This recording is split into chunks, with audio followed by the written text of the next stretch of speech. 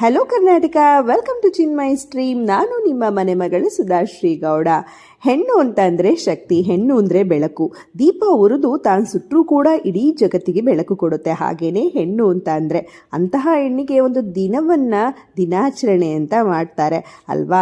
S, ನಾವೆಲ್ಲ ಈ ದಿನವನ್ನು ಮಹಿಳಾ ದಿನಾಚರಣೆ ಅಂತ ಕರಿತೀವಿ. ಈ ವಿಶೇಷ ದಿನವನ್ನು ನಾವು ಕೂಡ ವಿಶೇಷವಾಗಿ ಆಚರಿಸಿದ್ವಿ. चपत 2 मछली पानी में गया चपत चपत 3 मछली पानी में गया चपत चपत चपत 4 मछली पानी में गया पानी में गया चपत चपत 5 मछली ಗೇಮ್ಸ್ ಎಲ್ಲ ಆಯಿತು, ಎಂಜಾಯ್ ಮಾಡಿದ್ವಿ. ಎಂಜಾಯ್ ಮಾಡಿದ್ಮೇಲೆ ಊಟ ಮಾಡಬೇಕಲ್ಲ, ಸೊ ಊಟನೂ ರೆಡಿ ಇತ್ತು. ಕ್ಯಾಟರಿಂಗ್ ಅವರು ಊಟನ ಸರ್ವ್ ಮಾಡಿದ್ರು. ಇನ್ನು ಊಟ ಆದಮೇಲೆ ಇನ್ನೊಂದು ಗೇಮ್ ಬಾಕಿ ಇತ್ತು, ಅದೇ ಫುಲ್ ಹೌಸಿ. ಅದನ್ನು ಆಟ ಆಡಿ ಎಲ್ಲರೂ ಎಂಜಾಯ್ ಮಾಡಿ ಮನೆಗೆ ಹೋದ್ವಿ. ಈ